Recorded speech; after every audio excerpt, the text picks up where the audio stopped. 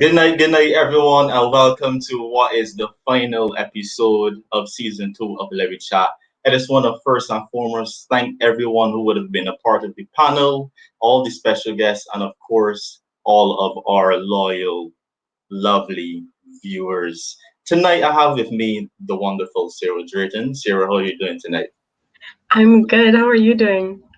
Pretty good, pretty excited. And good night to everyone in the comments. Just hit us up, let us know what's going on with you. This is our last episode. And as we mentioned, we have a sweet giveaway at the end of the episode. So make sure that you stay tuned. Now I wonder if anyone. Good night, Tiana. How you doing? Good night, Asha. Good night, Maya. Hope we all doing well. And good night, everybody. I'm so excited. I'm sorry if I've not said it before. I'm so excited. Right? So I wonder who in the comments can tell me all of the episodes so far in season 2 of Lewwe Chat in order. Sarah, do you know them? Can you Don't list me ask me all of that. them? Don't ask me You're that not even question. gonna try. You're not Mm-mm, even no, gonna. Okay. I'm gonna leave it To for be them. honest, to be honest, I was actually trying to remember them in my head today, and I could not. That's very bad. I'm just laying that out there. I'm being completely transparent with everyone. I could not remember. I had to go on YouTube and I had to go and look to say, oh yeah, we did do that. Mm-mm-mm. Yeah, Mm-mm. it was that bad. It was that bad. So yeah, good night everyone. So who can remember the episodes? What was the first episode of season 2 of Let Me Chat? The first episode. Somebody has to know. What was it? What was it called? You don't need to mention who was on the panel, but what was it called? Benny already. But yeah, we have two big giveaways at the end of the episode from Gloiss's Beauty and from Minim Design. Now you may be wondering what Gloiss's Beauty is. No, it is everything. And I mean, from pedicures, manicures, and massages. I mean, the ambiance. I've been, yes, I've been. The ambiance is just so fantastic, and I'm just so excited that somebody here is going to get to have the opportunity to be, pampered very nicely. And no judgment if you win Lois's Beauty giveaway. I am judging you if you just take yourself and don't tell your mother that you want something because it's for Mother's Day. But if you just want to go, that's no problem. Nobody ain't judging you, right? Asha, Asha got it. It was locked down. Yes, it was locked down. Thank you, Asha. So we have that giveaway, and they actually have three specials on Mother's Day. So you can choose one of those three packages. And if you want to know those packages are, go on our Instagram page and you'll find out there. Yeah. And then we have a giveaway from Minim Designs. Now, I know if you have a lot of business people on here and you might want to start a business and you need a logo, you need to start somewhere. No, they do amazing graphics and you're getting a logo for free. So if you want to win, make sure you know something about Lewwe Chat. So yeah, we're going to get into the polls now, into the discussion. Our special guest will be joining us shortly. So we did a poll and we've asked a couple of questions, and these were the responses. So our first question was, and anyone who's watching can answer: does anyone in your family struggle with their mental health? 29 people said yes, and 11 people said no. And I must say, this is one of the most positive polls we've had because we've had a lot of positive responses. Although we still have to address the negative side of things, but we've had a lot of positive responses, which was good. So anyone, any comments, you can let us know if anyone in your family has struggled with their mental health. Sierra, what about yours? Yes, I'll say definitely. Currently, my granddad's dealing with dementia, Mm, and is a lot to deal with. So yes, the answer is yes. okay, that must be tough. I mean, yeah, that's tough. So yeah, we actually had a comment from someone. I found it very interesting. They said, I would never know because the older generation does not believe in mental illness and also doesn't discuss the history with you. They would tell you an aunt or someone else had cancer, but would never say the aunt who had. They would never talk about the aunt who had postpartum depression. I found that very, very interesting. Thank you. Good night, Akiba. Thank you for joining. So yeah, and it is whether it's depression, anxiety, or any disorder, or even up to dementia.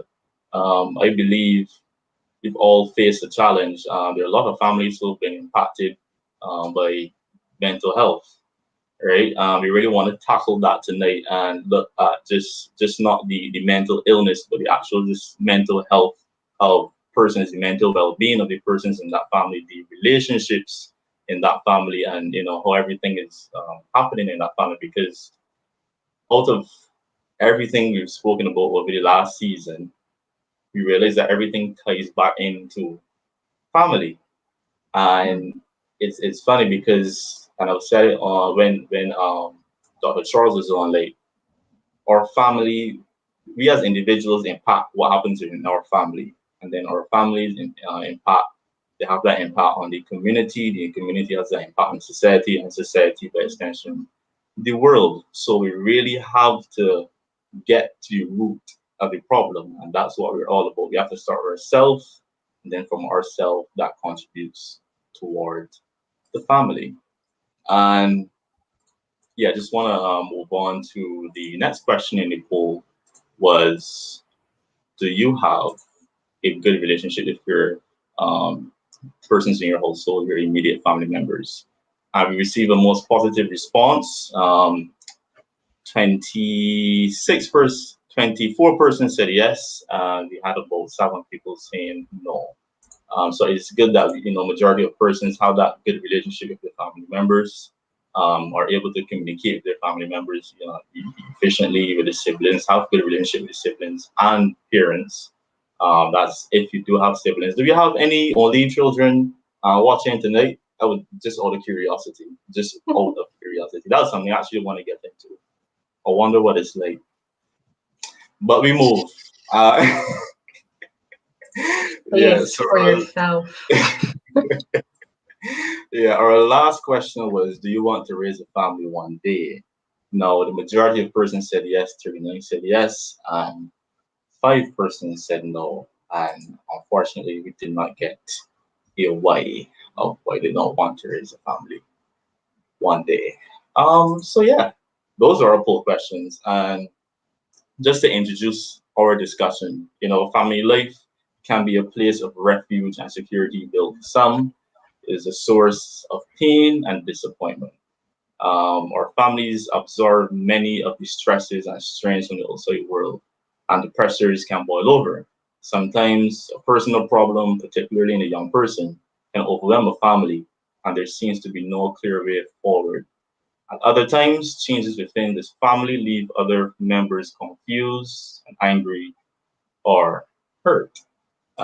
Quick plug to youthlineuk.com. Now I'm just going to introduce our first special guest, Natasha. Good Hi. night, Natasha. How are you doing? Good night. I am good. A bit tired, but I'm good. A bit tired. A bit tired. Okay. Yeah. Just tell us a bit about yourself and what you do. Okay, so as you may be able to see on the screen, my name is Natasha Goslin. I will not tell you my age, however. Um, however, I've been a teacher for the last 25 years, and I love teaching. I love my job. I love children. I love young people. Actually, I just love people. That's pretty much sums it up. But children especially have a special place in my heart, and the youth. So yeah, I'm married, 15 years. And yes, and I have a 13-year-old son and 8-year-old daughter. 8 is relative. Yeah, 8 going on 18, that kind of age. Yeah, pretty much. Fair enough. Fair Mhm. enough. Fair enough. Yeah, so that's pretty much me. Good night, Sharon. Sharon, seeing you ladies are looking beautiful tonight. Thank you. Well, thank you, Sharon. So yeah, Natasha, you mentioned that you are a teacher. Now that Yes. particularly is something that requires a lot of patience and understanding because not everybody could be a teacher. Although I feel in some cases, yeah.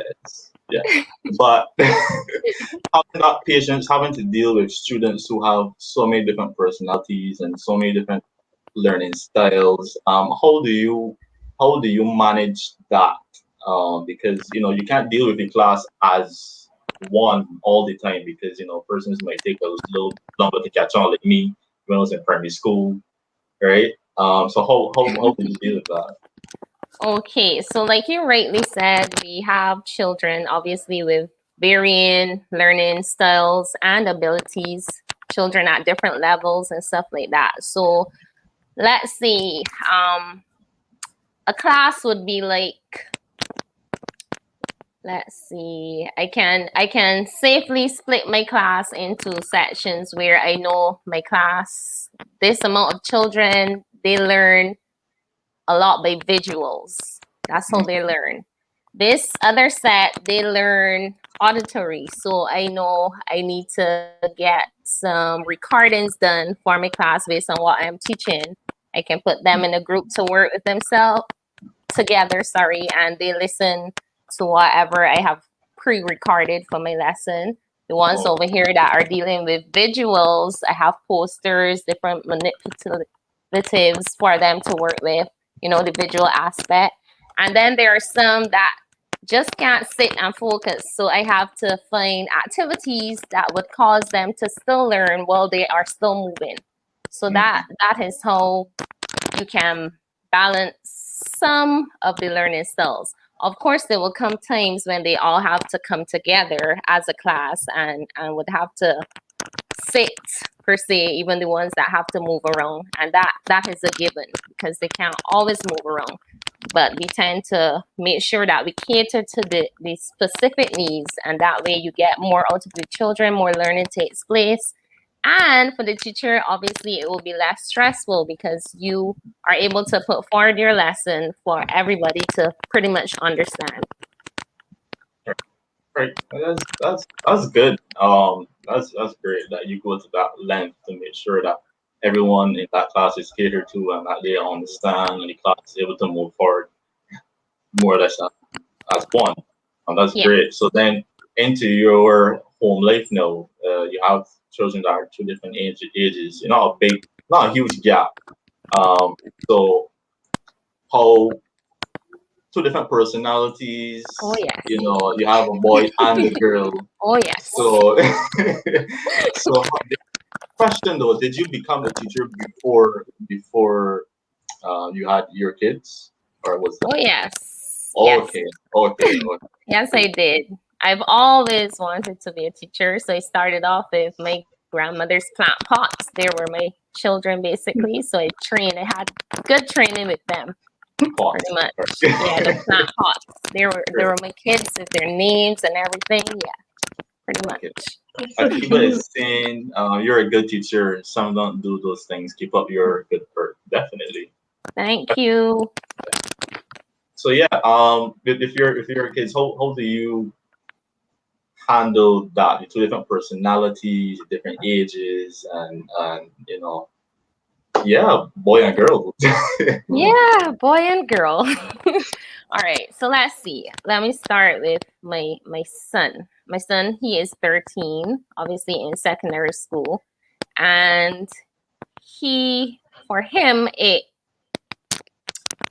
he was a fast-paced learner, so I didn't have much challenges with trying to, like, even with his homework and stuff. It so happened that the school I was teaching at when he was in primary school, he was also at that school. So he did have a tough time having a mother who was a teacher at the school, because his mother, treated him different to the other kids because she was fearful that people might think she was favoring her son. So he got the brunt, which was not very good for him at all. It was not very good.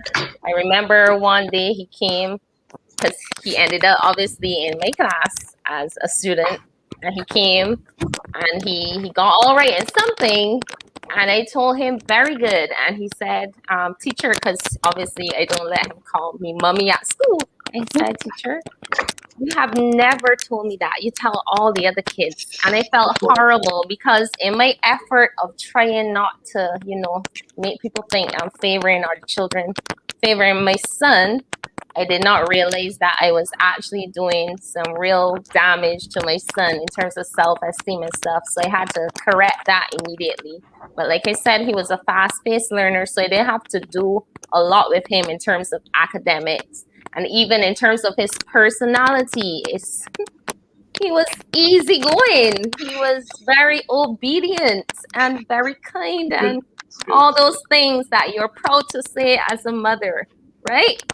And then the little girl came along, the 8-year-old now, and it was a different ball game because her learning style was completely different. So I had to do a lot of work with her from a very young age in order to get her up to speed with what was happening in her school and her class. So I had to put in that effort, not only myself, but my husband as well. So we had a good support system as well.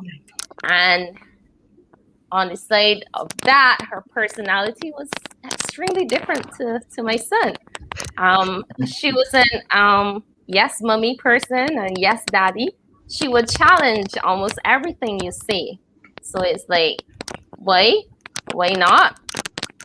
That kind of thing. So it was kind of challenging dealing with it because I didn't have it with my son. So it was like a shock for me as a mother, like, okay, where did I go wrong? I actually asked my husband that.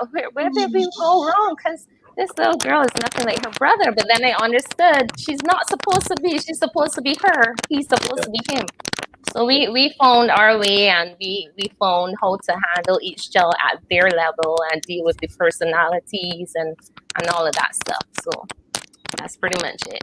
That's great, and I love how you dealt with that. And I realized that they're two different persons, and they're not supposed to be the same. Correct. So good night, Pastor Derek. I see you've joined us. Thank you for joining. How are you doing tonight, sir? I'm good. I am doing really good. Sorry to be late, but I was attending to another function, and no problem. We know you're a busy man. Busy man. But thank you for joining, nevertheless. So we were just, talking about parenting, and we just want you to tell us a little bit about yourself and what you do. Okay, so I'm Derek. I'm Derek Ward. I am the husband of one wife, father of 2 children. Well, 2 adult children now, so I don't have kids anymore. I have 2 adult children. I have been a full-time pastor for the last 4 years. Prior to that, I would have done a host of things. I had my own company in counseling, so I did lots of counseling, lots of developmental stuff, training, workshops, etc., motivational speeches. Prior to that, I work in social services. I work for the government in social services. So I would have had a stint at the Child Care Board. I would have had a stint at the National Council on Substance Abuse. I spent a very short time at the Welfare Department. When I was studying, I did an internship with that department. And I also did some time with Verdon House, drug rehabilitation. And prior to that, I was a police officer. I must say that was an exciting time in my life. So I was a bike cop. So I love riding and making cases, reporting people. I love that. So that's what my life was like. And before that, I would have spent about 9 months with the Barbados Defense Force before becoming a policeman. Okay. And that was my childhood dream, to become a soldier, but that didn't last very long. I eventually became a policeman, and then everything else after that happened. And I'm here now. Okay, great. Sounds like quite a resume. Yeah, it's But either yeah, that I can't settle down or that I have been a man in demand. but yeah, you mentioned you were a policeman and that you enjoyed that a lot. So I'm guessing that you would probably enjoy being a policeman at this point in time because I could just see you checking all the streets on your bike to see if anybody breaching curfew. To be Well, quite the honest. funny thing is, Glenn, right? Let me give you this funny story. So I used to ride motorcycles for the police, and then I left the force and stopped that, and then I had a bike, and I find myself I'm riding this bike, private bike, just a personal bike, and you ride it past a minibus, and you stand up and look into the bus. That old behavior just came. You just stand up while riding, and you look into the bus to see if there are people who are crouching down, it's overcrowded.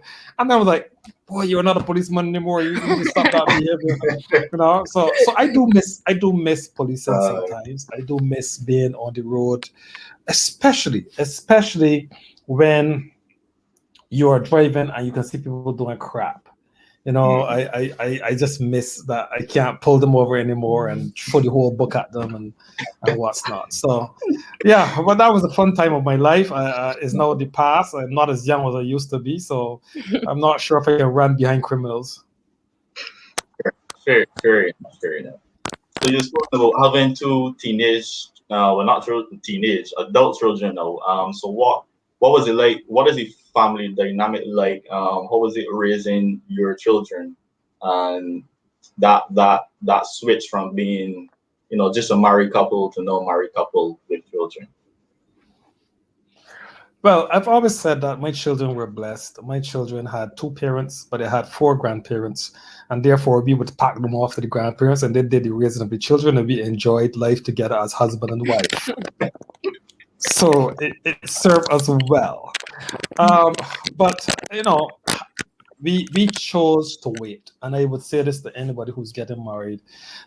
We chose to wait, and we waited at least 3 years before we had our first child, which gave us the opportunity to bond, to get to know each other, and to build a foundation as husband and wife before we had children. The truth is, I'm not sure if my daughter is watching tonight, but I'll just say that I really wanted a son. I want a son, and I was like, yeah, we could, So I read how to do it to get a son, so I did it how I read it, and I right. But so it happened that I got a daughter, right? We got this daughter, and she was the sweetest. She was the sweetest baby. I mean, she was really, really sweet.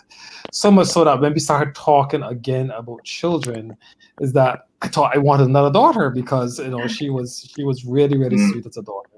And God has the best sense of humor that we could think about. God blessed me with a son.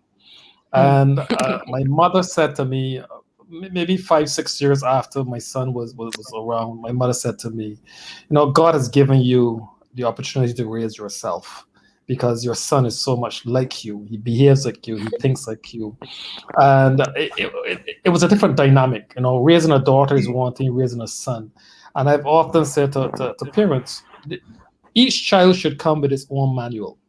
You don't get some book from Cloister or Cave Shepherd and say this is how to parent, because each child is a model all by itself. There's no other child like that. You have to learn how to parent that child. And if you make the mistake of trying to parent the second child the same way as the first child, and I often say that the first child is tremendously blessed and tremendously cursed. You see, that first child gets the best and the worst of both worlds. Why am I saying that? The things that child didn't get away with, the second child gets away with. It's like, my daughter could not get a Facebook page until she was 16 years old. I stuck to that. I said, if you want a Facebook page, I can paint your face on a book, and that's it. So she couldn't get a Facebook page. My son had a Facebook page when he was like 14. So so he got stuff, but then she got a lot of things that he would not have gotten because she was the first. You poured into her, and you're very gentle and all that. Then you realize children are not. Or somebody said, "Hi, Dad." Oh my that, goodness, hi, Dad. But right, but you realize no, children are not that fragile, and so the second child, get treated tough because we know that they're not going to break. But raising children, it has been a good experience. Um, to say that I treat them differently, I must confess I do have favorite.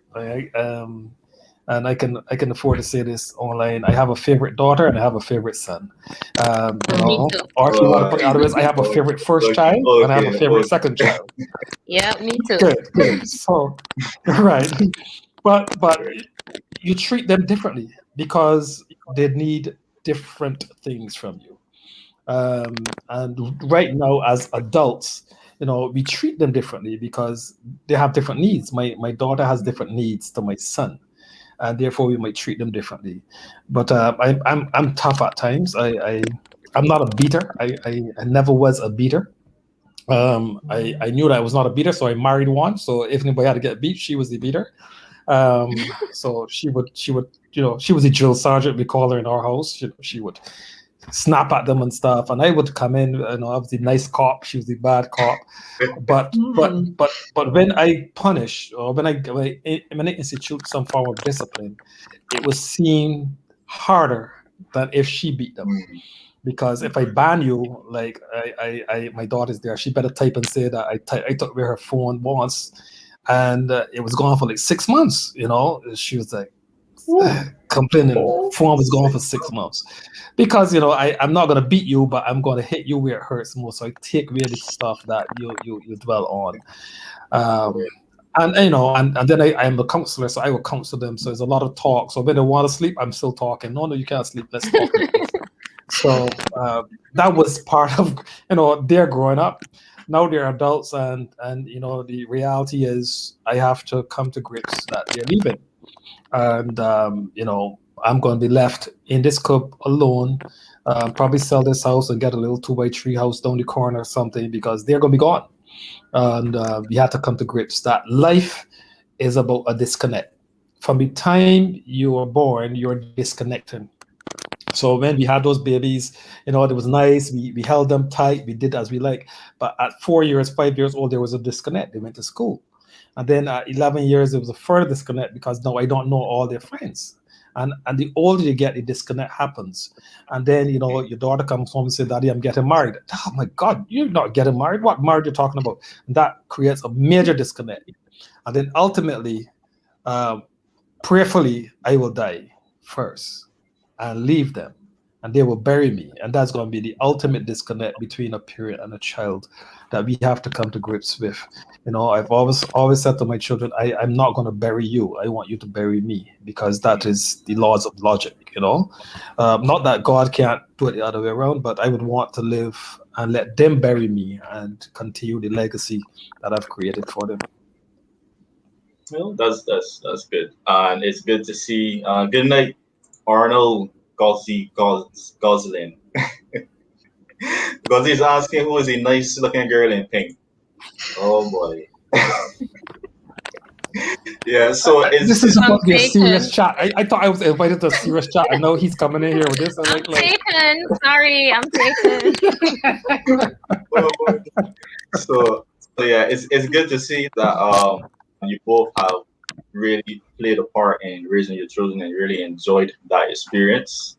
But then we have the side of situations where in families where there's not that close relationship between either siblings, or that close relationship between the parents and the children. You have those strained relationships. They're just there because they need money. They need, they can't have anyone else to take care of them. So like we want to talk about some of the causes of those strained relationships. Why isn't there that relationship between the child and the parents? And why is there such a fallout now? There's so many single parents now. Not speaking of the ones by choice, but because of the fallout from the relationships. So do we believe that favoritism could be one of the factors that causes that strain in a household? That when one child seems to be favorite, the parents are calling out one child to do everything, they're getting more benefits, more privileges, and all that good stuff. Do we believe that that is one of the attributes that could contribute towards that strained relationship in a household? Yeah, I'll give it to the beautiful lady in pink. Yeah. No problem. I was actually having a challenge with my mic, so No, I was trying to adjust to Oh, make sure.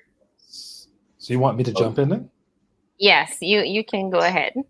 okay. Okay. You talk about favoritism. I want to say that we have to look at favoritism in two ways. We have to look at real favoritism and perceive favoritism. And sometimes what is perceived as favoritism is not. And therefore, if someone walks away that there's perceived favoritism and that this particular child is favored in the home, the others can feel like, so what am I? Am I chopped liver? They feel like Joseph's brothers because they felt that Joseph was favored among all of them, and it created a lot of tension. Eventually, it caused them to sell him into slavery and that sort of thing. But this perceived favoritism, and what I say all the time, especially when I'm talking to parents, is that the younger child, especially when you have a baby needs a lot more attention than a teenager. And if you have your children, let's say 6-7 years apart, the 7-year-old child may feel that the baby is being favored because you're always holding the baby, you're doing stuff for the baby, you're feeding the baby, but you're expecting to feed themselves, etc., etc. Because at 7 years old, they don't perceive or they don't understand that a baby needs more attention and not necessarily is being favored. So that's why you got to understand the perceived favoritism that needs to be eradicated. So therefore, you have to go talk to the older child to let them know, you know what, there are things that you can do for yourself that this child can't do, and therefore we have to be there. But as the children grow, you have to learn how to release them so that one child doesn't feel favored. But you're correct. Favoritism can be one of the sources of strained relationships. When you have a strained relationship in a family, then it can just transcend into adulthood and cause issues. Even at adulthood, it can cause major issues between a child and a parent. I speak from the position of having a strained relationship with my dad for a long time. Very long time. I've had a strained relationship with my father, and you probably didn't know this, but my father was also a pastor. And when I felt the weight of my sin and I needed to repent and become a Christian, I made a conscious decision that I was not going to the church that my father was the pastor of because of that strained relationship. And it took a while, even after becoming a Christian, for us to be able to understand that this strained relationship was based on perceived stuff. It wasn't real, right? And I would list all these things like my dad never went to a PTA meeting. My dad never do this. My dad never do that. As a father, I thought my dad was absent because he was a pastor. So he would go to visit homes and pray for the sick and do all these things. And it meant that once he was gone, we didn't have him. So I perceived that, in his eyes, I didn't have a value.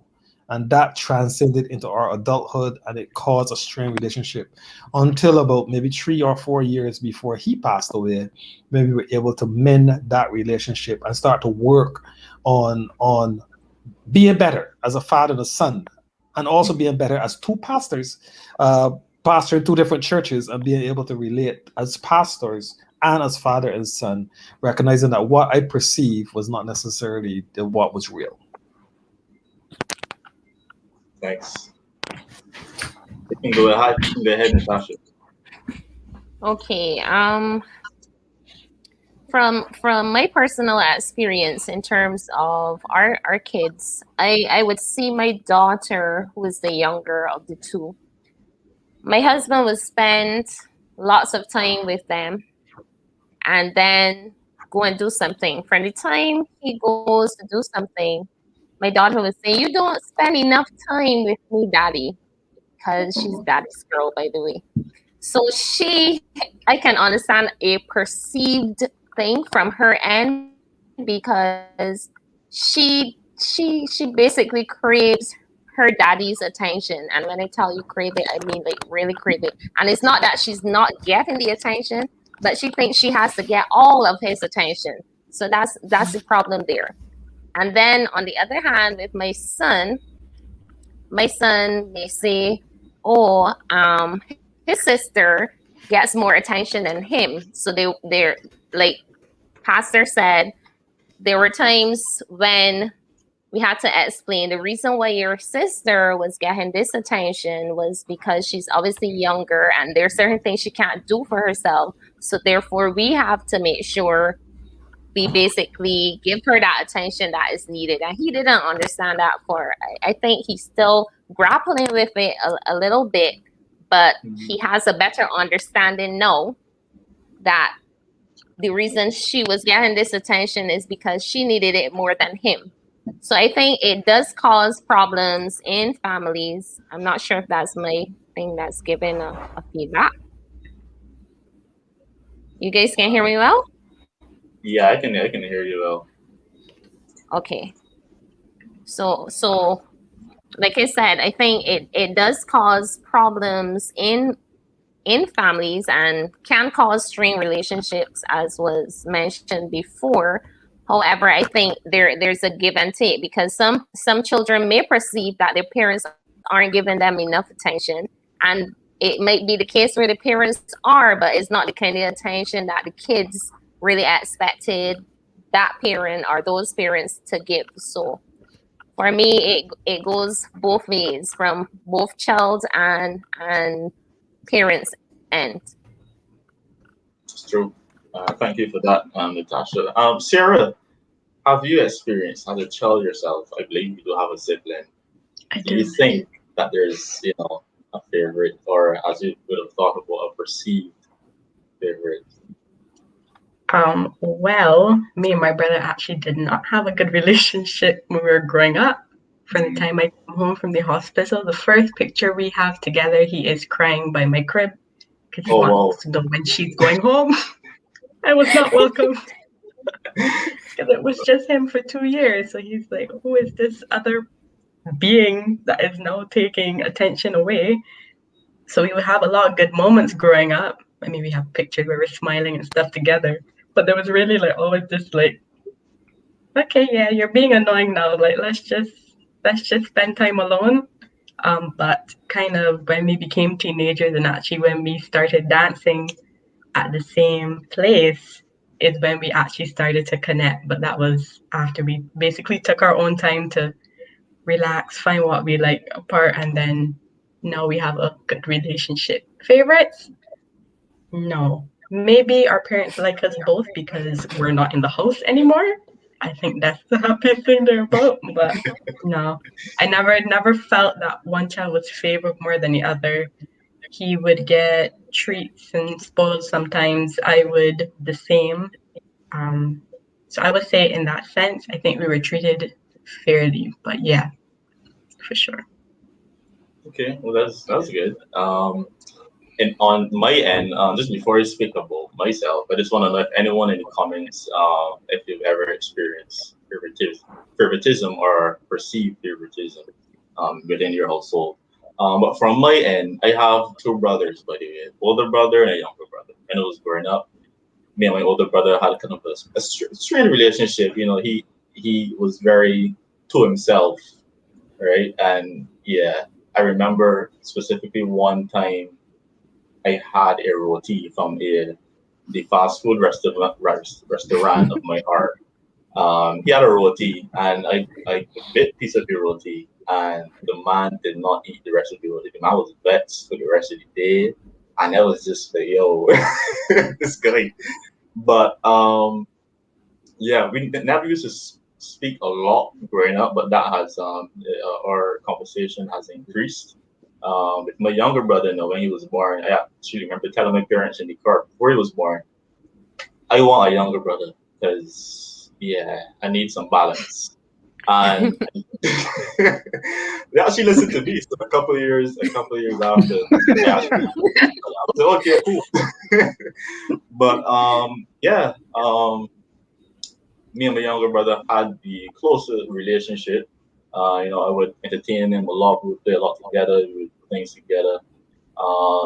Yeah. From my parents' end, no, I'm the middle child, so you can imagine. It was always Glenn, could you? And I'm like, but I have two other brothers. I mean, I'm not the only child, right? But I believe there's no favoritism there. It's just that they know what our strengths are. So they call, they would speak to each other based on our strengths, and that would be it. That would be it. Yes. So Maya is saying perceived, yes. Steph, the legend. Good night, Stefan. How you doing? Asking for a younger sibling didn't work out. Oh boy. Oh boy. Arden is the only child. But yeah, and we just want to move into like we had actually our very first episode of Lewwe Chat season 1 was parents and mental health, myself and Trey. And we were speaking about, we need to understand as children that parents do go through things. They're not perfect. They don't come in, we don't come into to to to being a child and think that our parents are perfect, that they make no mistakes. Yes, they should be held to a certain standard, but we need to realize that they actually go through things of their own. And being a parent is a lot of responsibility. So when we get to that age where we can understand something like that, then you really should try to. So question to Derek: Do you believe that your children have that understanding that let me just ease off of that a bit because he might be going through something, or was it always just they're trying to pull from you and get the best out of you that they could have gotten? Um, yes and no. I would say when children are small, um, they're children. Yeah. By nature, every human being is selfish. We want what we want and we want it now. That's the nature of being a human being. So I would say when they were small, when they were very young, they probably would not have understood that daddy needed a break sometimes, and they would keep going. But as they got older, I think I've been really blessed with good kids that understood. I don't know if it's because I was a counselor and they would hear certain things, but they understood that their parents at times needed space. I know that there's this my son. He would want to climb into the bed with us at night. So he would sleep in his own bed, and then you see 2 o'clock or so he would get up and find himself in our bed. And I was like, this is not happening because the Bible says those who God has joined together, let no man put asunder. So I remember we locked the door one night, so he couldn't get in. Oh, And he stood by that door and he bummed on the door. He bummed on the door and we would not let him in. When we woke up the morning and trying to get to our room, he had his bed mattress at the door of our oh bedroom and he was no. there sleeping. Right? But after that, we didn't have an issue. We didn't have an issue because they get to realize that daddy and mommy need space. And that's why when I started tonight, I talk about having 2 parents, having 4 grandparents. Very often we would send them to their grandparents so that we can have some time together as a husband and a wife. We believe that as a family we should travel. However, there was one trip in a year where they were not going. It was just Sharon and I. We are going. We're going to enjoy ourselves. And guess what? We needed that break so that we can maintain our mental health. But you go overseas and guess who you're spending money on? You're spending money on your children, but you need to be away from them. And anybody knows that once we get to the airport, if you're picking us up, you bring those kids with you because those are the ones we want to see first. But we need that time away. So I think as they grew older, they understood that. I don't think I think they are now, they kind of regress because they still want to bar show my bedroom door like if they're in charge and come in and if I'm indecent, go into the bathroom, be like, Daddy, you can't be like that. This is my bedroom, you know what I mean? So so that's something you get as they're no adults. I mean, so they understand that. Okay. Okay. Interesting. What about you, Nat? Well, honestly, well, I would admit here in front of everybody, I had the same experience in terms of The kids wanted to stay to sleep in the bed, and my husband wasn't having it. Nope, nope, nope.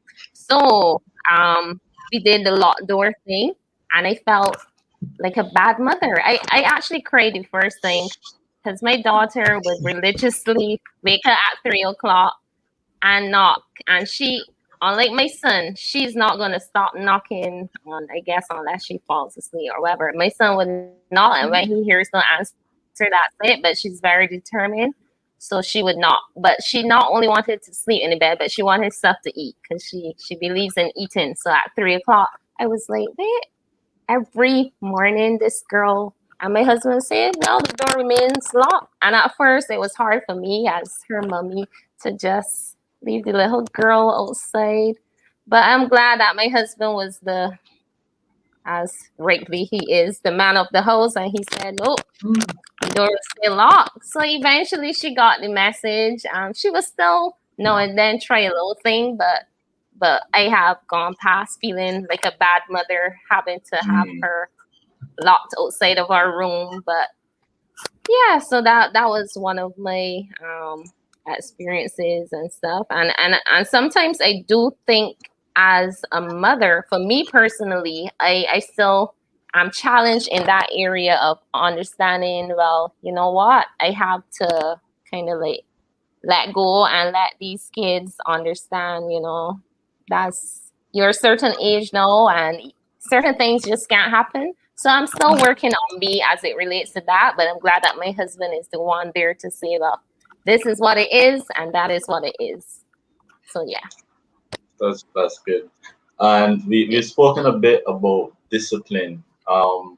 Now it's something I have seen, especially coming up to this episode. I've just been seeing it a lot when I was out on the road. I remember I was waiting in line somewhere, and there was a family behind me, and had two little children.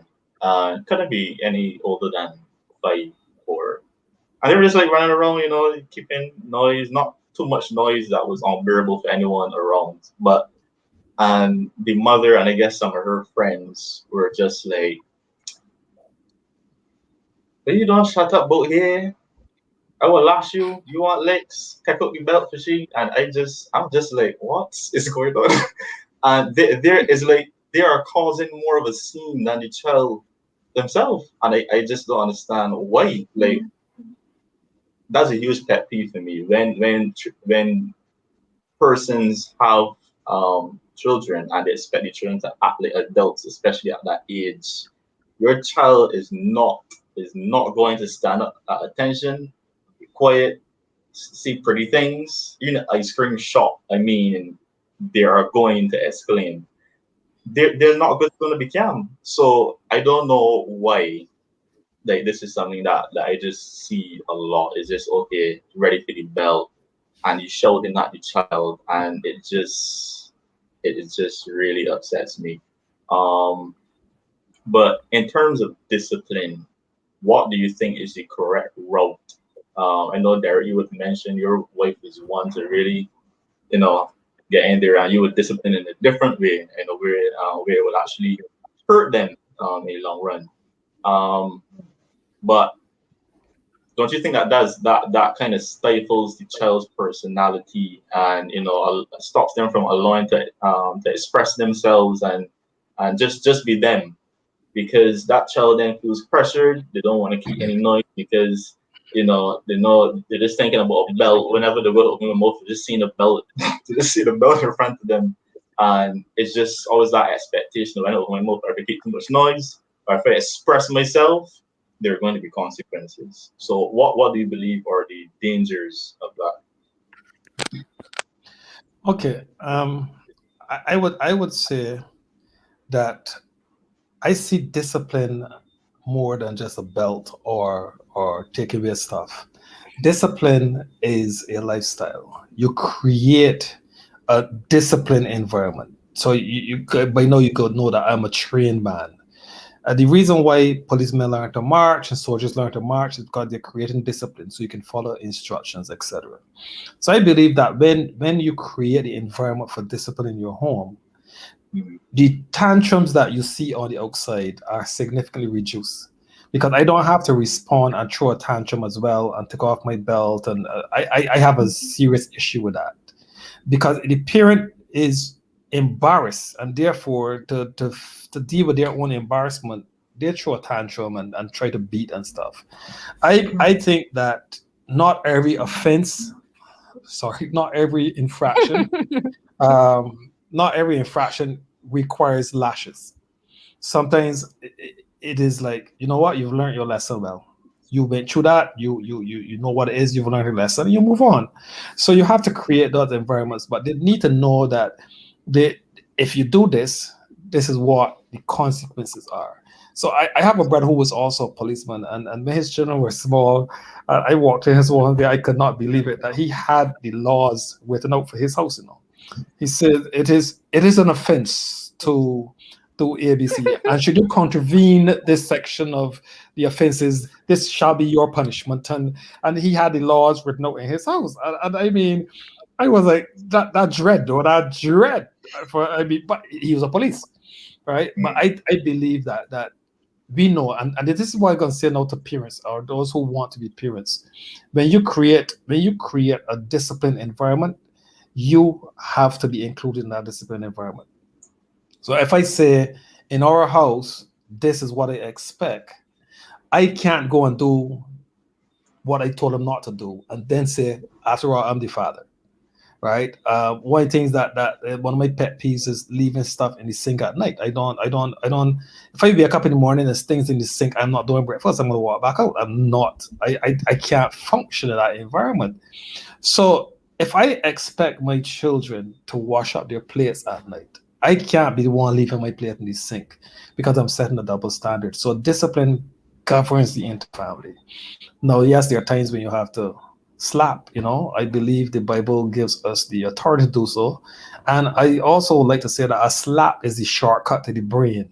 When the brain start going here, why it's not working, what?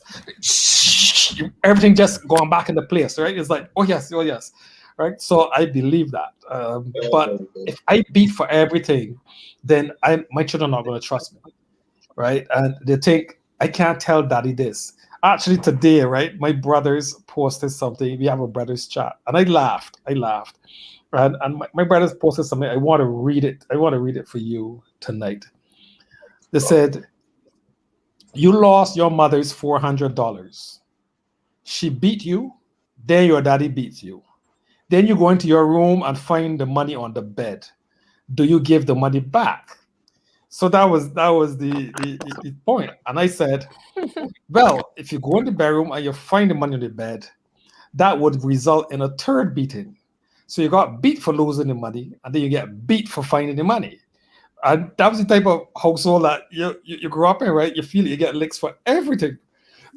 If you beat your children for everything, your children would not learn. They'd be afraid of punishment, and they know that mistakes happen. When my children make mistakes, we talk about it. There's some mistakes that you had to slap for, and some mistakes that we talk about, and there's some mistakes I said, "Mommy is coming." You'll soon find out when mommy comes because she was the beat master general. I wasn't. So that's it. Okay, thanks, Derek.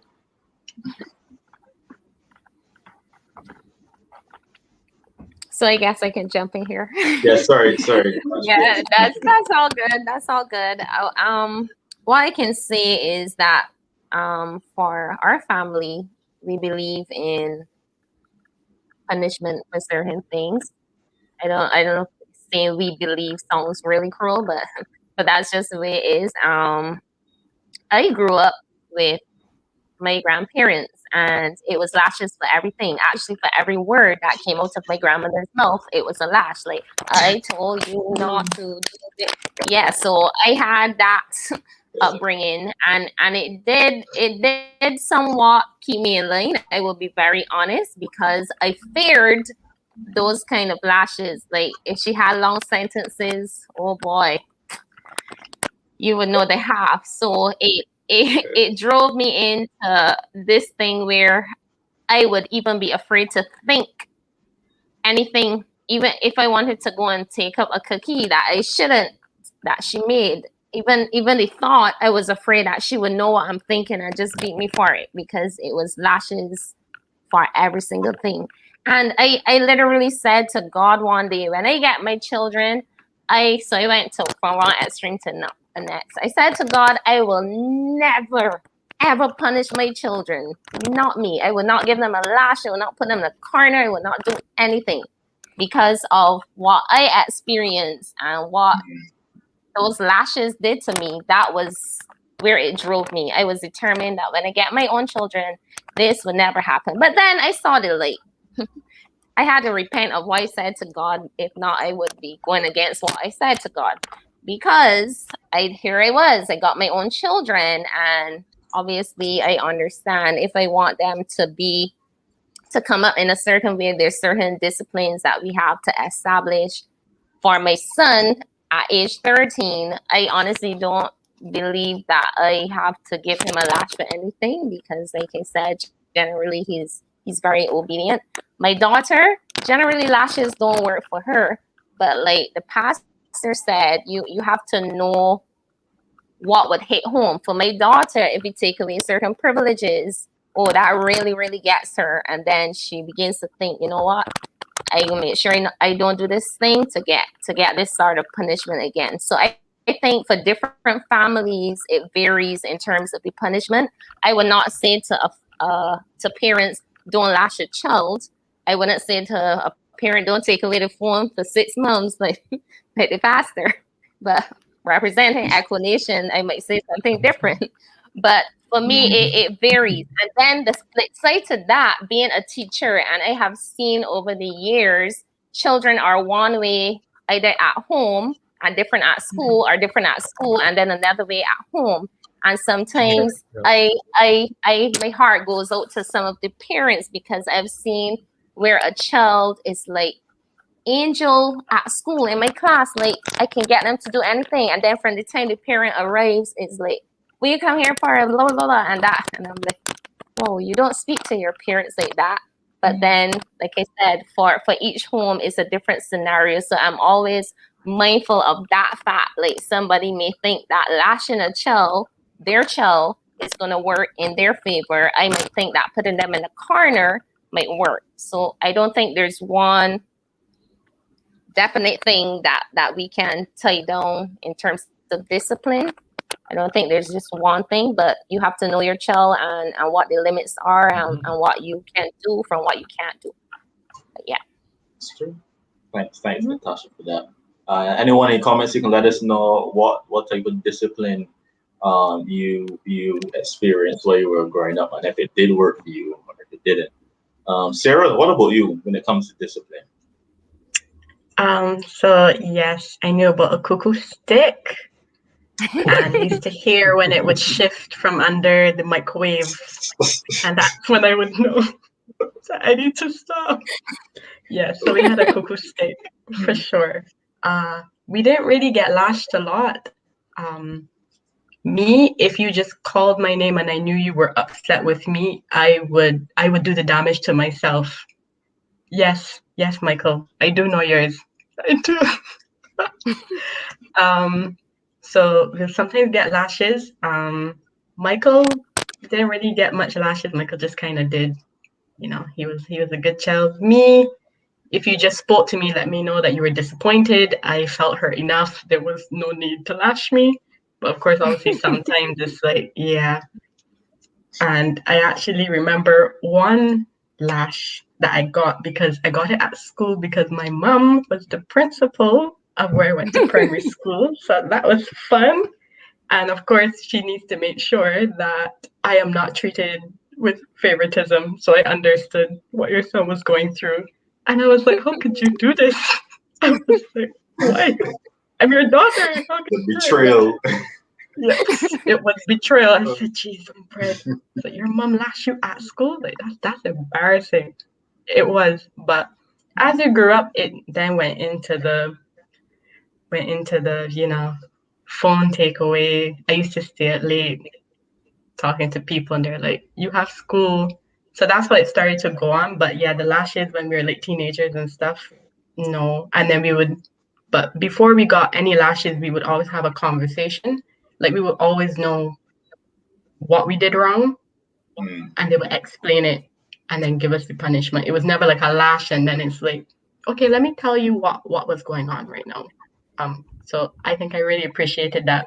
But yeah, she started to talk to us more and think about taking away phones and stuff when, yeah, as Michael said, we put stickers on the cuckoo sticks, so she knew that the time for that was gone because we didn't fear it anymore. So we still have it at the house. It's a nice little memory. It was SpongeBob looking scared on one side and Squidward looking tired on the other. So she was Oh, Squidward and those we are the were stickers. SpongeBob. But yeah, different things. Yeah, that was our experience. Well, Micah, good night, Micah. Micah saying Heartless, then a Horlicks. But yeah, for me, lashes were a thing for sure because I was very mischievous. I mean, I must admit, used to tell a lot of lies. I mean, yeah.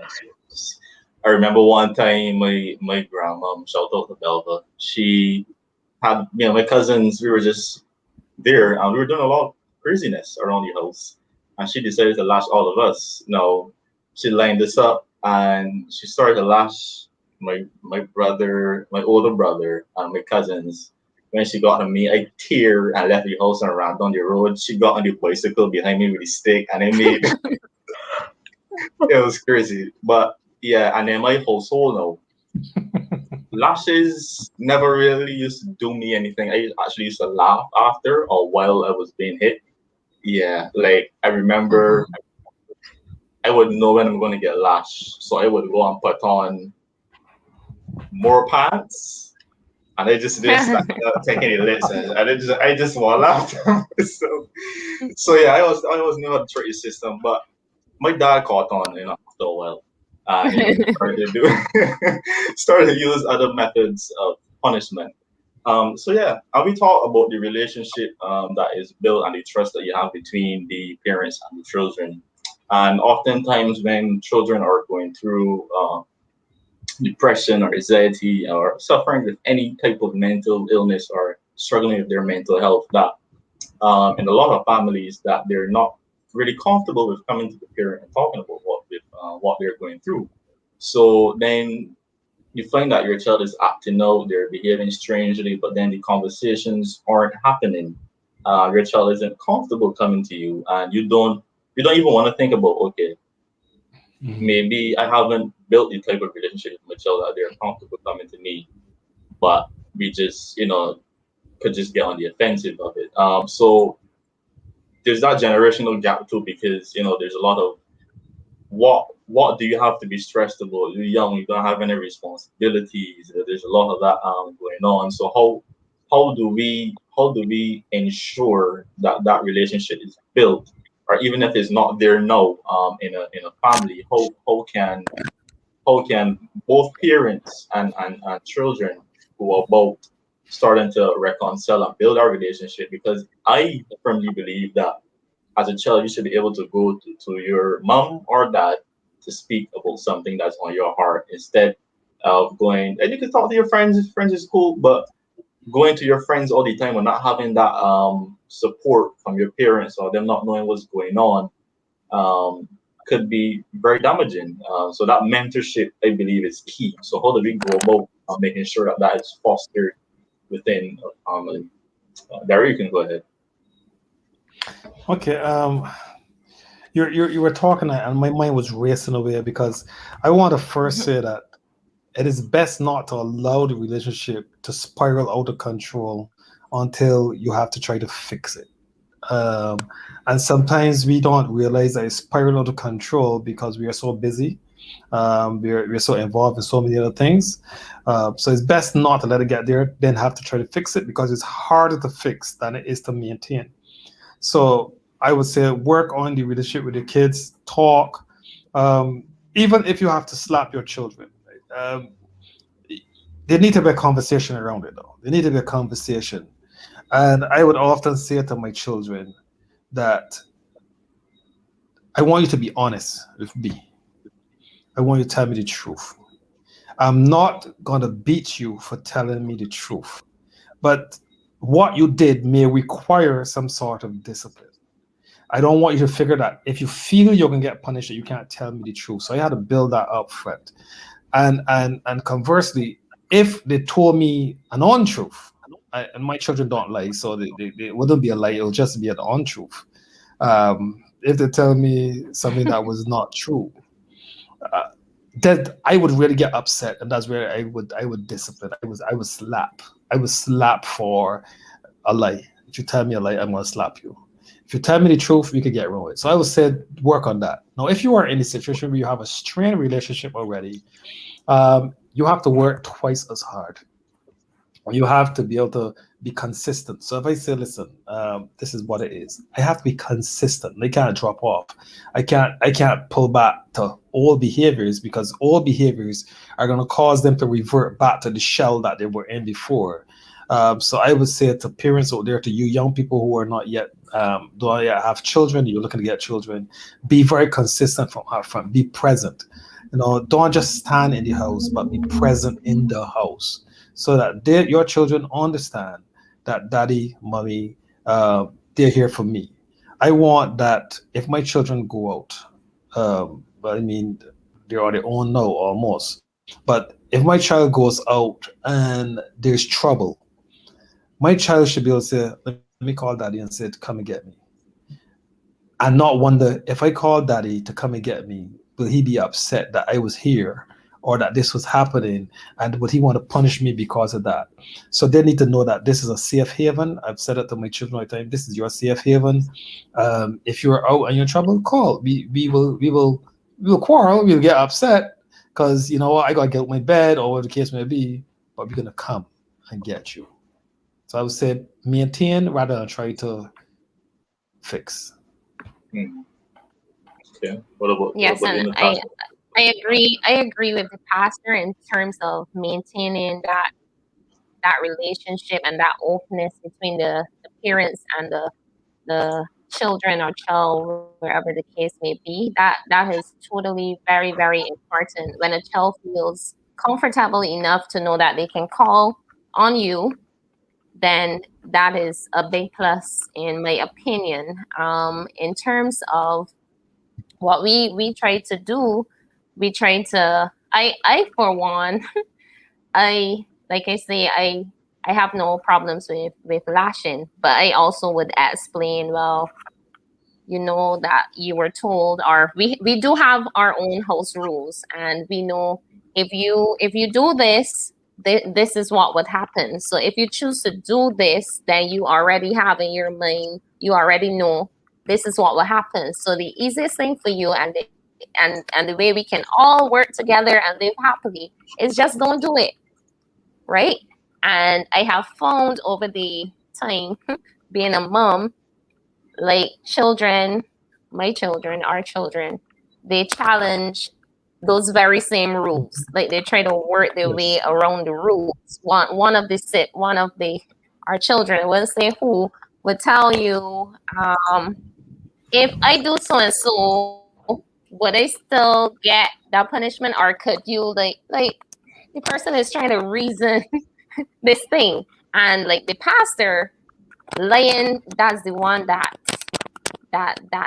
would get us really, really upset. You can do certain things, well, relative, but don't lie, because when you lie, I can't trust you, and I need to be able to trust you. So don't lie. So we try to push that one above everything else. Just don't lie to us. You can come and tell us everything, anything. Just don't lie. And as I was referring to one of our children, the child would say, if I tell you part of the thing, is that lying?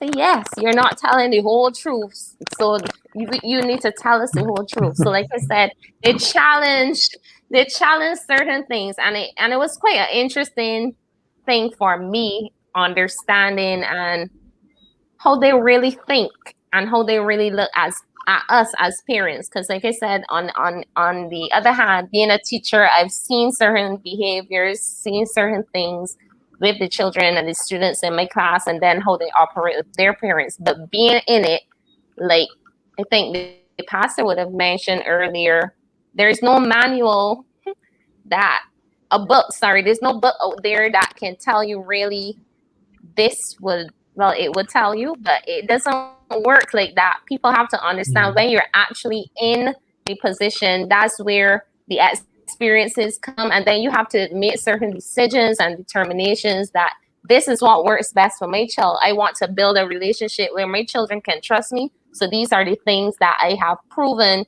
work. So you have to know what works, know your child to start with, and keep that communication open. I've heard some friends of mine that are parents that would say that they're their daughter's best friend or their son's best friend. I personally don't label myself as my daughter's best friend or my child or my son's best friend, but I would tell them, or our daddy would say, you are my favorite son, you are my favorite daughter, and you can come to us and talk to us, but being a friends, that's sorry. They song cruel to other people, but being friends, you understand, because there's a level of respect that I think should come, and I don't think it comes with friends. But yeah. Yeah, let me jump in there a quick second, because I like where you're going with this, Natasha. I'm not my children's friend, but I'm friendly with my children. Correct. So we have to be friendly, but we're not friends. So there'll always be a level of respect. But I mean, my children are now adults, and therefore, as adults, we can probably now become friends because we are both adults. I don't have to. What you do is your business, so we could become friends. But when you're little, I don't want to be your friend. You have your friends at school, you could speak to them that sort of way. So I will often, like, if they raise their voice, even now as adults, and they raise a voice at me, I was getting me look like, who you really talking to? Because I still pay the mortgage here, and I provide the food. If you want to get on like that, just pack and go. As a matter of fact, don't even pack, just go, because the clothes that you're wearing, I bought. And I would say those things, and then I think it's to shake them into reality. They don't know that that's not going to happen. But I don't want to be your friend as when you are a child, when you are a teenager. But as adults, we become friends and we talk about stuff, And I don't think that I would have tried to hide from my children who I really was. They know of my flaws, they know of the mistakes I've made, well, most of them. And we laugh. I wanted my daughter for my school report, and she was like, "What? You come last in class, daddy?" Right, that's all I think. Yeah. But you know what? Not what I did back then, what I'm doing now. I'm making something good of myself now. So yeah. That's good. That's good. Just want to tap into, especially if we're raising our children in Christian homes. I'm gonna let Sarah tackle this. Like, not everything is a spirit. Some children actually suffer from serious mental conditions and illnesses that they need to go and get checked for. So Sarah, just tell us a little bit about that. Yes. Well, growing up in church is always, you're depressed, you're anxious. Yes, you have your Bible verses and you need to learn them. They will help. But everything is not, you have a sin in your life, that's why you're depressed. Like, maybe I have a hormone imbalance. Maybe I'm under stress right now and I can't see the light at the end of the tunnel. Maybe I'm struggling with my faith. Like, just because you're a Christian does not mean that you won't have struggles. Just because you're a Christian doesn't mean you can't suffer with anxiety, have medication for depression, or need therapy. Christians can go to counseling. It's not just for marriage. You can go for yourself, and especially your children. So sometimes it's like strange to see parents that just kind of brush it off and they're like, yeah, recite those Bible verses, but it's like you never take the time to actually sit down, figure out why your child is feeling this way, and actually take them for that therapy or to the doctor. Because, I mean, obviously, you don't want medication, sometimes is the only thing that can help. And sometimes it is a spiritual attack or a combination of both. But everything is not, you need to read your Bible more and pray more. You ain't doing nothing right. It's not always that. It's not always just black and white. But I think also what's important in this is that parents themselves look at themselves to see if they're having struggles with their mental health if they're anxious and that's what they are portraying onto their children, if they are depressed and they've never dealt with it. So I think examination and review is key, and not just blaming the devil for everything. Interesting.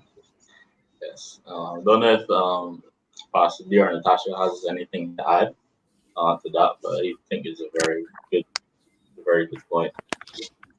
Yeah, I've worked in counseling for a long time, and I know the value of counseling. I know the value of dealing with the things because when we grew up in church and we get all caught up in church, sometimes we like to label stuff and we like to blame the devil for a lot of things that he's not even responsible for, things that we have created for ourselves. So I agree Yeah. with you, Sarah, that not everything is a spirit. However, at this stage of my life, I will not diminish the work of the spirit involved. Because at the end of the day, mental illness, I believe this, mental illness is first and foremost a spiritual thing, first and foremost. But it is real, and we have to deal with it. And we are not casting out demons and hope that everything. Sometimes you need to go through a process of deliverance by talking to people and knowing that you can get past this. People who suffer from panic attacks, whatever reason, you're studying and it's tough, and you got the exam tomorrow, panic attack. That doesn't mean that there's some spirit attacking you, but you have to be able to take control of that. So I agree that we have to stop labeling stuff and casting out demons that are not even there because somebody's depressed. Let me say this to everybody who is listening now.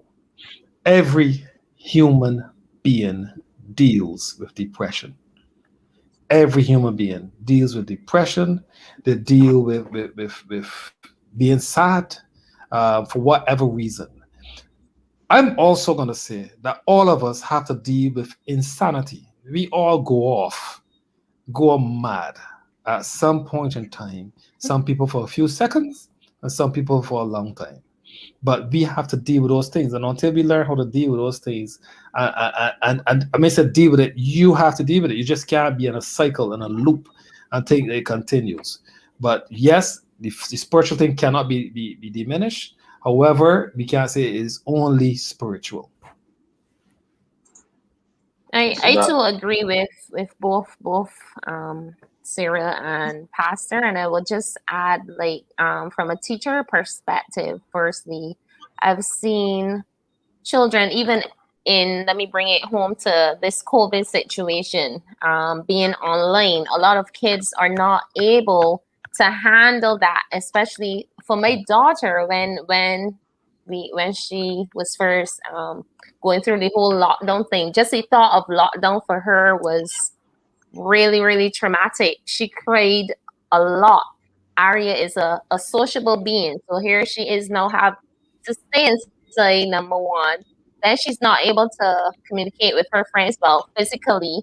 And that was such a tough period for her. And I honestly did not expect it to impact her so much. And then I really had to look at, or we really had to look at that things really to help guide her through, where we would let her connect on the phone with some of her friends or go outside with her cousins, social distance.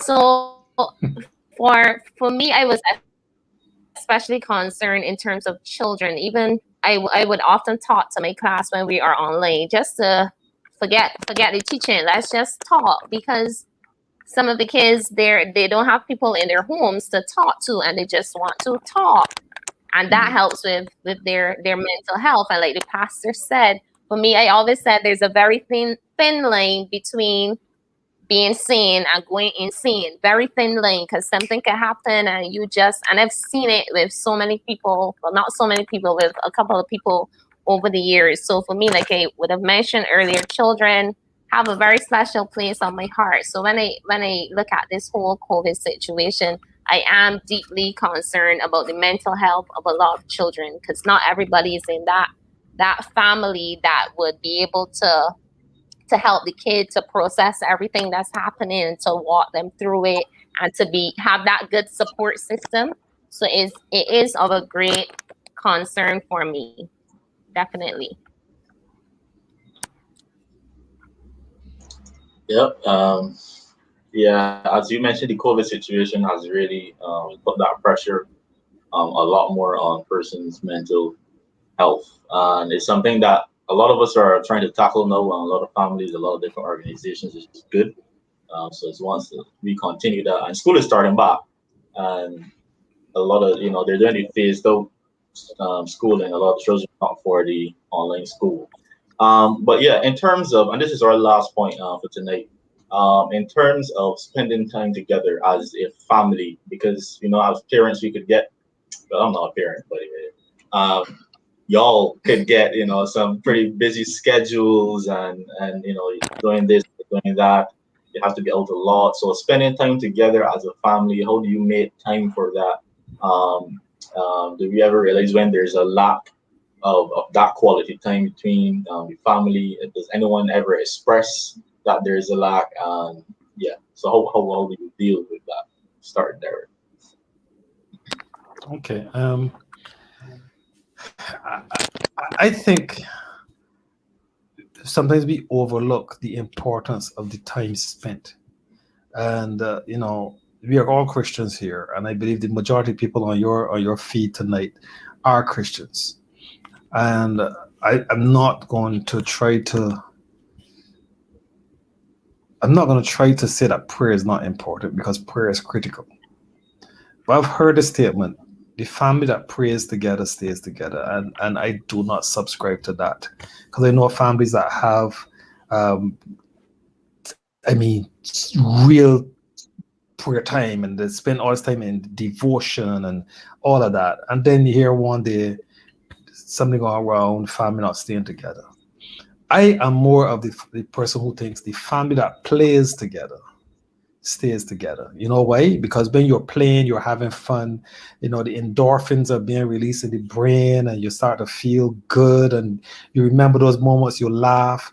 And we laugh at one another when we're playing. So we play table tennis in my house on half of a plywood sheet, just half a plywood sheet. We don't have a table tennis board, but we set up half a plywood sheet.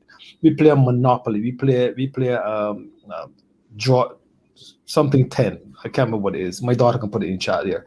But we play games, and we laugh at one another.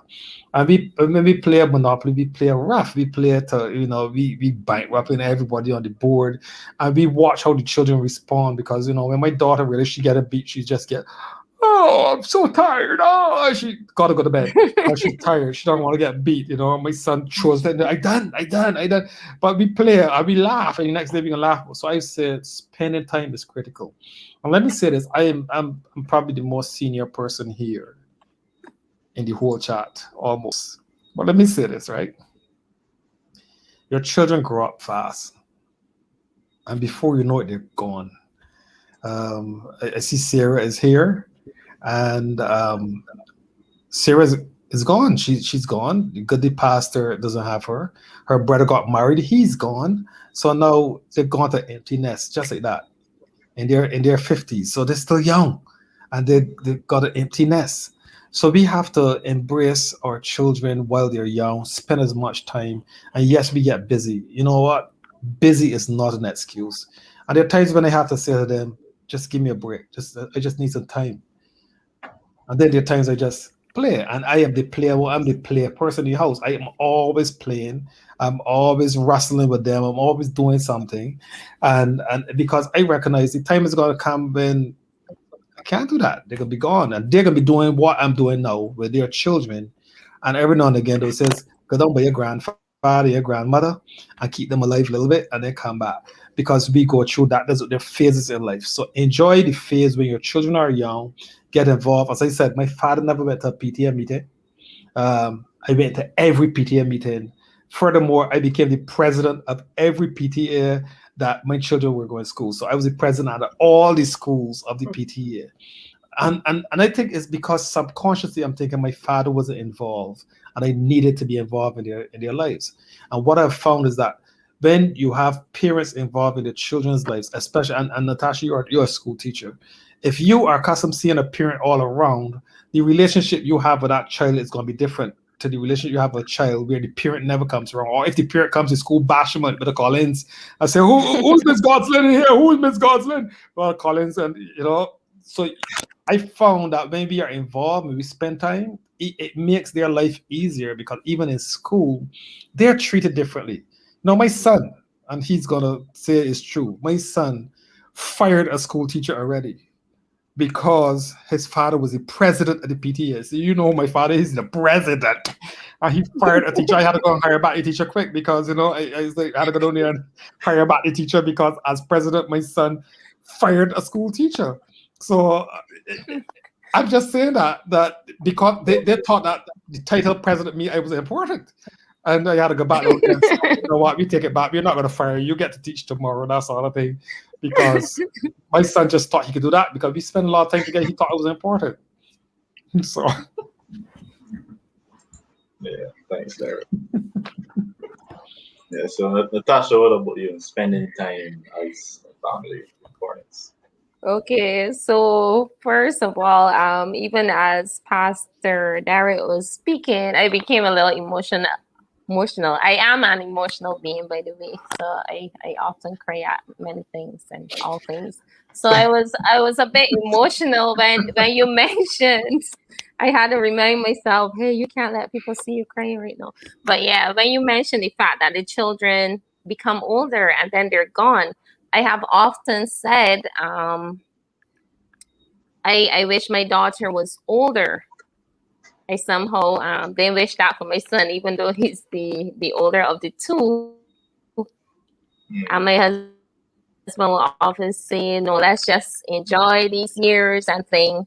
And it has eventually sunk in because I'm like, this boy will soon be telling me that he has a girlfriend. Like I'm not ready for those kind of things. So it's very emotional. Like I said, kids don't stay young. They don't stay small. And like I said, I am having a tough time at times acknowledging that these things will actually happen, even though I know. So apart from that, doing things like you rightly said, activities, playing games, even watching a nice family movie together, because people actually a friend that's a parent would have reached out to me and said, they were trying to find things to do outside of church with their children. And I said, whoa, well, there's lots of things you could do. Somehow the person had the notion that, because you're a Christian, you can't sit down during lockdown and watch a movie. I'm like, where is that written?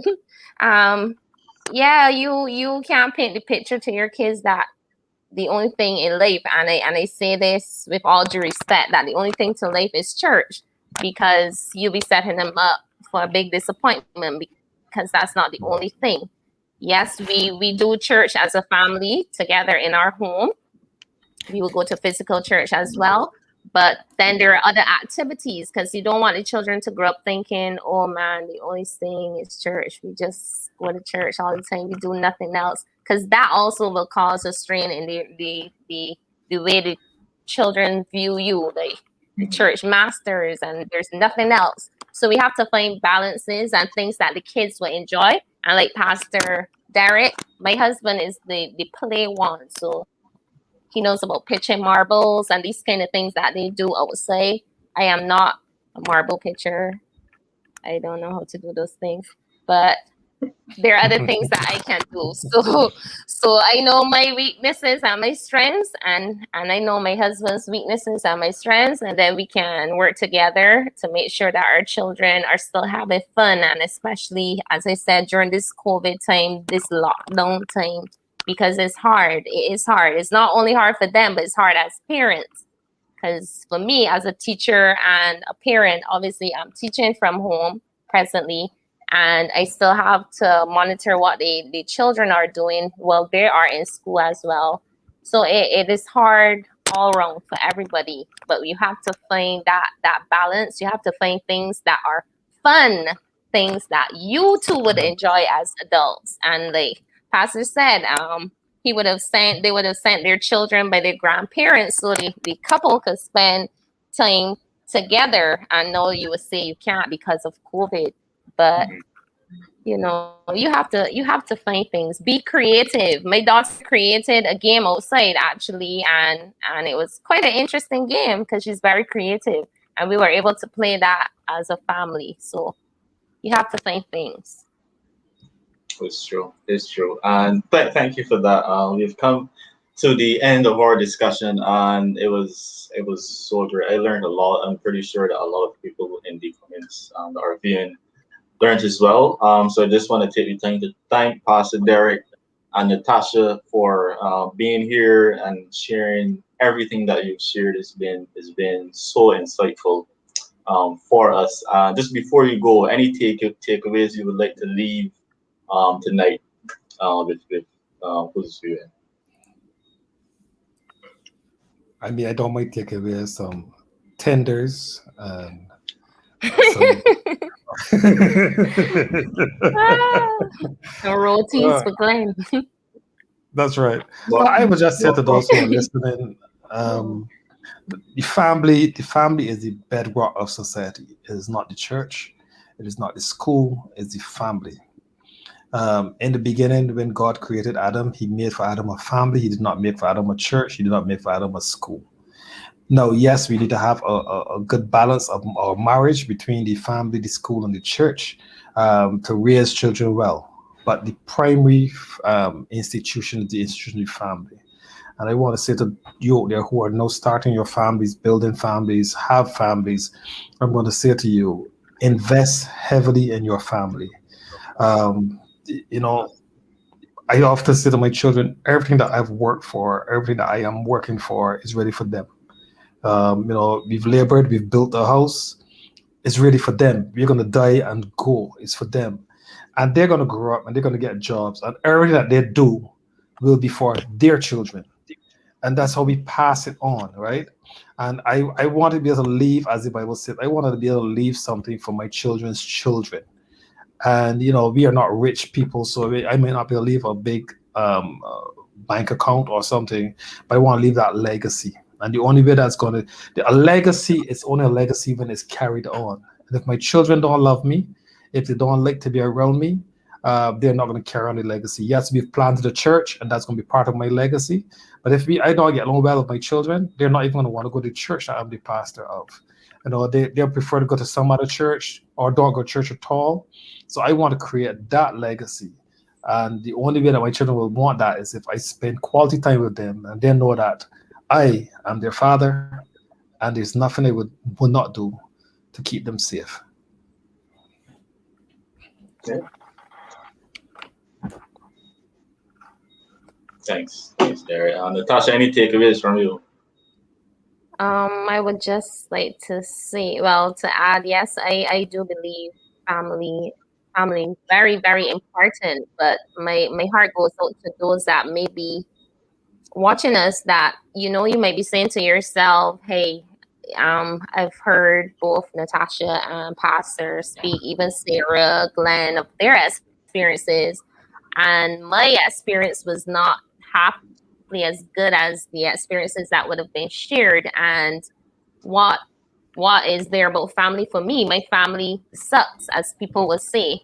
But I would say to Mm. you to be encouraged. I have found for me personally, God always places someone there that you can talk to, because sometimes you just need that physical person that you can reach out to, somebody that you can trust, somebody that you can share with, instead of bottling up everything on the inside. You may not be able to talk to your mother, which we would still encourage you to just try. And I know sometimes some mothers aren't in a position to talk to you the way that they should, because they too came up not having that relationship, and then it spilled down into the generations. So what I'm saying to you, I just want to encourage you, if you are that person, just find that. I'm sure there's that one person that you can still relate to, you can still open up to, instead of keeping everything that you have on the inside. And especially during COVID, you can find things that you like doing, things that you may enjoy. You're not allowed to go this place or the next, but be creative in your thinking. Think about things that you can do to make yourself go online, find a course to do, stay home and sip some grape juice, Pastor, some grape juice and paint. You know, there's some things, a lot of things that you can do and be happy for yourself. Be happy for yourself, even if you, like I said, you don't have that good relationship, which I still would say to try however you can to mend whatever broken relationship is, even if the person is not trying to meet you halfway.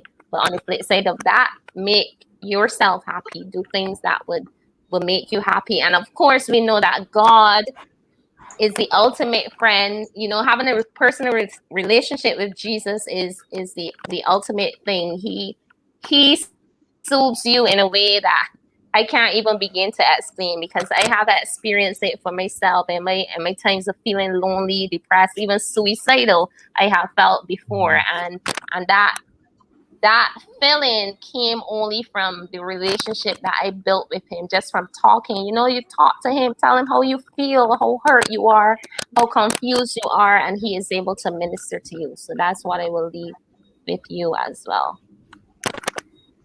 Thank you very much. Thank you again, both of you, for joining. Maybe we'll see you two in season 3 of Lewwe Chat. I already thought that this discussion was a good segue into season 3, our possible first episode, the church, mental health. Funny enough, that was supposed to be the very first episode of season 1 of Lewwe Chat, but it's not happening yet. Do not come for me, Trey. But yeah, so thank you guys for joining. Have a great night. Have a great weekend. Thanks for having me. No problem. All righty. So do I just jump off now? Yeah, you can just jump off. Yes, so we are going to introduce some persons that you have not seen in a long time. And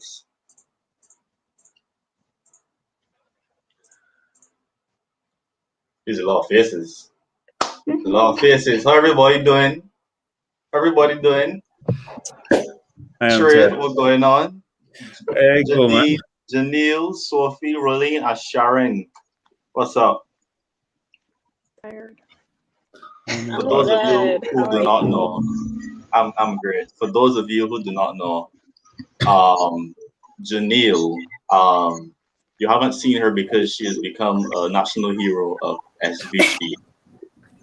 But to be honest, Janelle was doing a lot. Like she's been on the news because when the whole eruption happened, she was just putting all the information out there, trying to assist everybody as possible. So she's kudos to you. Yes. Yeah. Yes. These are the majority of the panelists of season 2. I just want to thank all of y'all right here, right now, for being a part of season 2. Even some that know this stuff, I know y'all maybe had me head for it. It's fine. But I want to thank you all, Jadine, Sophie, Shamar, that isn't here right now. I don't see Tiana, but thank you, every single one of you. Thank you very much. Hope you all doing well. Do you have anything to say, anything to push off before we go and close season 2? Well, thank you for having me. I really appreciate it. Mario asked me that. There is no food, Mario. It's not a party without food. Right. So yeah, okay. Thank you all very much, and do have a good night. My birthday is tomorrow, so I'm expecting a gift from every single one of you. And that's it. So yeah, it's with the celebration, and that's, you know. Looking forward to next season. Are you having the day off from work? No, I'm not having a day off from work. Oh. I waited too late to ask for the day off, so it's fine. It's fine. Hi, Tiana, you joined us. Thank you. Just saying thank you to everyone who's been on the panel of Lewwe Chat this season. Thank you very much. So yeah. You guys can go if you want, or you can just stay to the end. You'll probably all just go off. But yeah, thank you everyone. We're gonna go to the giveaways. So we have 2 giveaways from Gloesis Beauty and Feminine Designs. Now, from Gloesis, you get to choose any of the 3 Mother's Day packages, right? And again, you can check on our Instagram page for what those packages look like. No, I'm going to ask a question, right? And I want somebody to tell me, no one that's part of the panel, by the way. Y'all gonna get started, though. Don't worry. No one. Wait, so if we leave, No, then sir. we can answer the Please, question? I'm going to comments. No, I got you. All right. So Oh my everyone, goodness. everyone in comments, who were the special guests that were part of season 2? Now, anybody in comments, so go ahead. Pass. Who were the special guests? I'm going to give y'all 30 seconds, and we start now.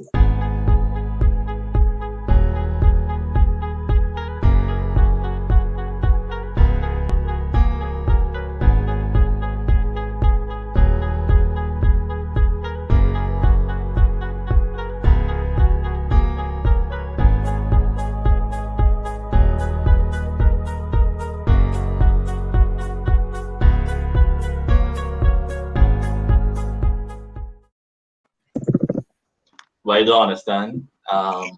Y'all. I mean, I'm really disappointed. What's going on? You could be 30 seconds. 30 seconds, like fast. No, but to be fair as well, Glenn, you didn't tell them if it was supposed to be all. You just asked them, so I guess one is enough. You didn't tell them all. Exactly. I'm pretty sure I said all. You didn't say all. These special guests. See, then said name a all special the special guests of season 2 of Lewwe Chat. Pamela has 2 of the special guests already. Mm-hmm. I mean, y'all can. Well, I don't consider it cheating, but y'all can just check the YouTube channel and just look at the posters. I mean, Our our Instagram. Yeah. Denise Some people Charles. are slow readers, Glenn. Denise Charles, Ian Blanchard, and Monica coming back. She's missing 2. I mean, Well, yeah. But does that include the special guest for this episode too? Or like they're a part of season 2, Trey. no, the episode is still ongoing technically. So it's like, you know what? But there's still a special guest of season 2. There's still special guests of season 2 of Lewwe Chat. Okay. Weren't they? All right, so I just waiting. I just waiting patiently. Yeah. All right, people.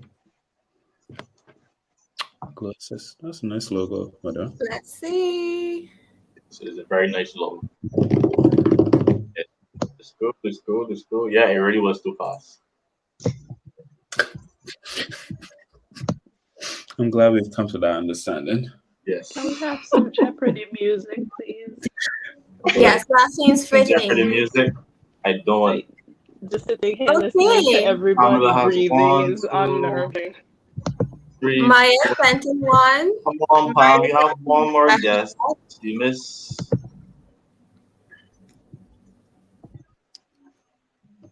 Asha. Maya. Okay, yeah. Okay, Maya, you missed one. Asha.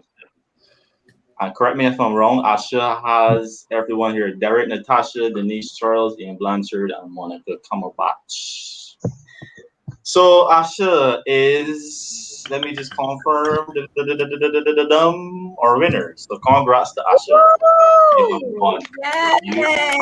Asha, you don't know how to contact me, so you know I got you covered. So our second giveaway is from Minim Designs. Now I know a lot of y'all would want to start, trying to start businesses and that kind of stuff. We have a lot of entrepreneurs in the building. So this is the next question. I'm not going to give you 30 seconds. That was a very poor mistake on my end. Good. In which episode were the co-hosts for Equinations Locked and Loaded You show a part of? Name the episode, guys. Sharon is just there. Name the episode. Let's go. Come on. I know this might be a tougher one, but yeah. How much time do they have now? Do they have time? They have time. I'm just waiting to who has the first correct answer. I think that is the safest route to go. Let's go. What was the name? What was the name of the episode? Okay, Maya's asking me to repeat. In which episode were the co-hosts for Echo Nation's Locked and Loaded You show a part of? You can name that episode. Echo Nation's co-hosts for a show called Locked and Loaded. 3 persons. What's Locked and Loaded? What's that? Locked and Loaded is a show where they're speaking about music and different things that happen in society, similar to Lewwe Chat. It is founded by Echo Nation. Yeah, it's very cool. It's a very cool show. Y'all want a hint? Y'all want a hint? I feel like y'all a hint because it's a tough question. I feel like the hint was given. Yeah, multiple, but you guys is it Mike Todd or Michael Todd? Like his book is the same thing as his book, right? The same title as his book. If anybody in the audience, yes, That's the answer. That is the hint. Bad giveaway. Are you on the knowledge? Just type it really quickly. Yeah. Let's go. Oh, guys. People keep not working. I was saying the same thing, Sharon. Not just pros, everyone is just like typing. They don't know. Right, yeah. Well, FIA. Come on, guys. Come on. There we go. We have a winner. Imagine you get a free logo for your business. Imagine that. We got it. Maya said it in the chat. Okay, now seeing it, my relationship goals. There we go. And those guests were myself, Sharon, and Judah. Yeah, so you guys can go and check out Locked and Loaded by Echo Nation. They've also ended their season 2, I think, earlier this year. So thank you everyone for joining tonight. This is coming to the end of the chat season 2. It'll be bigger and better next time in season 3. Hopefully everyone will be in Barbados. Hint. Thank you everyone for joining. We will see you sometime. Make sure you follow us on Instagram though. Like everything is going to be happening there. We have some fresh, new, nice content coming on Instagram. You won't see us on YouTube, but we'll be on Instagram at Lewwe Chat. So make sure you follow us. Greg is asking if there's a participation prize. Not with that badge on your profile, sorry. Oh, whoa. Okay. Okay. Right. I'm not even going there. But yeah, thank you everyone for joining. We will see you in season 3. We love you all. Have a safe weekend and enjoy the rest of your night. Good night. Bye. Bye. Bye. Bye, Judah.